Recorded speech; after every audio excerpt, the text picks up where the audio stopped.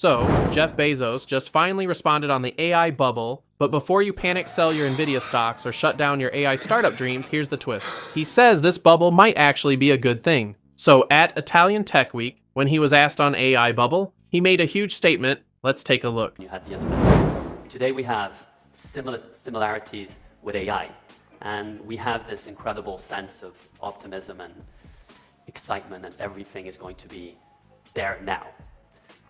How do you feel about this moment, and what do your instinct, taking us back 25 years ago, can help us detect? Because my instinct are of caution. Well, okay, so to take you back in time, in the year 2000, when the internet bubble burst, Amazon's stock, in a very short period of time, went from $113 a share to $6 a share. And by the way, it's split many times since then. I don't know, 20 for one or maybe even more. I don't have the number.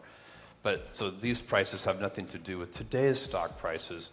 But to go from 113 to 6 in a short period of time was very concerning, and shareholders were upset, employees were nervous. We had all of our employee base, their parents were all calling our employees and saying, "Are you okay?" You know, this was the environment of great nervousness. But I looked at the numbers in the business, and every month, as the stock price went from 113 to 6, a number of customers went up every month. Our gross profits went up every month.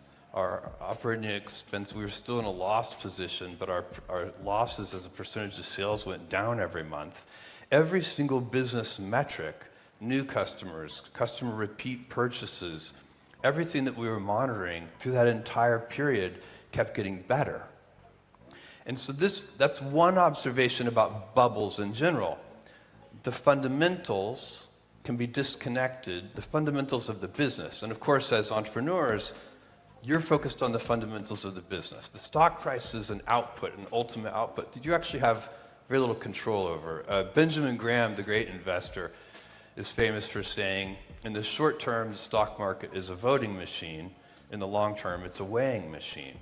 And so as founders and entrepreneurs and business people, our job is to build a heavy company. We want to build a company that when it is weighed, it is a very heavy company. We do not want to focus on the stock price. And so that is, that will be misleading because it can be disconnected from the fundamentals. And when bubbles happen, so that's one thing that happens. The second thing that happens when people get very excited, as they are today about artificial intelligence, for example, is every experiment gets funded. Every company gets funded. The good ideas and the bad ideas. And investors have a hard time in the middle of this excitement distinguishing between the good ideas and the bad ideas. And so that's also probably happening today. But it doesn't mean that anything that's happening isn't real. Like, AI is real, and it is going to change every industry. In fact, it's a very unusual technology in that regard, in that it's a horizontal enabling layer. Today we talk about AI first companies like OpenAI and Anthropic and Mistral and so on and so on and so on. There are so many startup companies that are kind of AI companies of various kinds. And that's normal for this phase. But that is not the biggest impact that AI is going to have. The biggest impact that AI is going to have is it is going to affect every company in the world. It is going to make their quality go up and their productivity go up.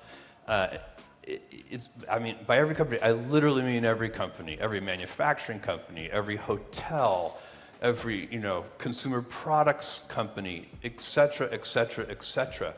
And so that is hard to fathom, but it's real.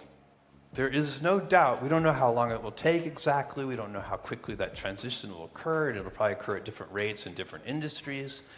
But that is very real. Now, what the stock market does, which is when we think of bubbles, we think of valuations and market caps and things like this, and how many billions of dollars are being invested in these 6 people at a $20 billion valuation, even though they just started yesterday, right? That's very unusual behavior. Investors don't usually give a team of 6 people a couple of $1 billion with no product. It's rare, and that's happening today.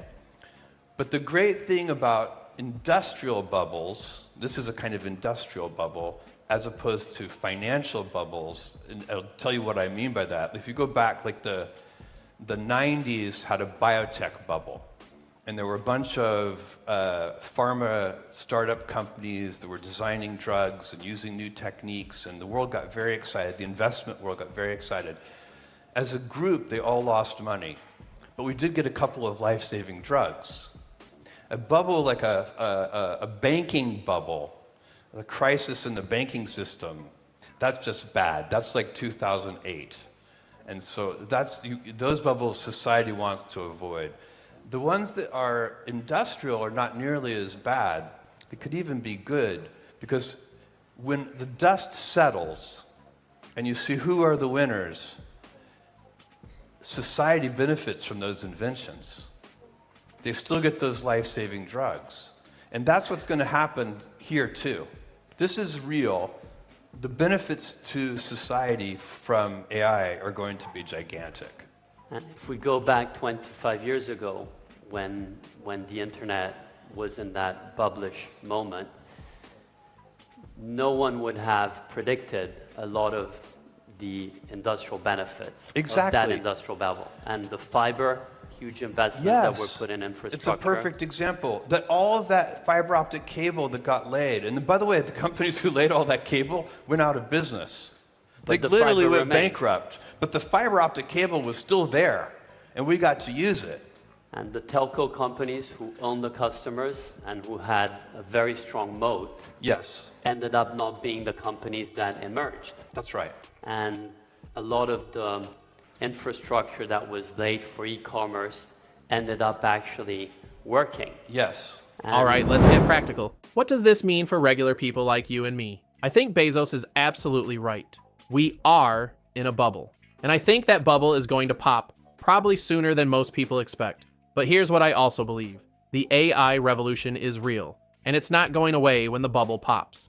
Just like the internet didn't go away after the dot-com crash. If you're an investor, be careful. Just because a company has AI in its name doesn't mean it's a good investment. Do your homework. Understand the fundamentals. Don't get caught up in the hype. Remember, when the bubble pops, and it probably will, the companies with actual revenue, real customers, and sustainable business models will survive. The rest, gone. If you're building an AI startup, this is actually great news for you. Right now, it's easier than ever to raise money. Take advantage of it. But also, build something real. Don't just chase the hype. Create actual value. Because when the funding dries up, and it will, only companies solving real problems will survive. Keep learning, keep building, keep experimenting. The bubble might affect company valuations, but it won't change the fact that AI is transforming everything. The best time to learn AI skills is right now, before the market corrects and competition gets even more intense. So here's my question for you, and I really want your honest opinion. Do you think we're in an AI bubble? And more importantly, do you think Bezos is right that it'll ultimately be good for society? Let me know in comments, and if you are new on this channel, subscribe for more news and updates on AI.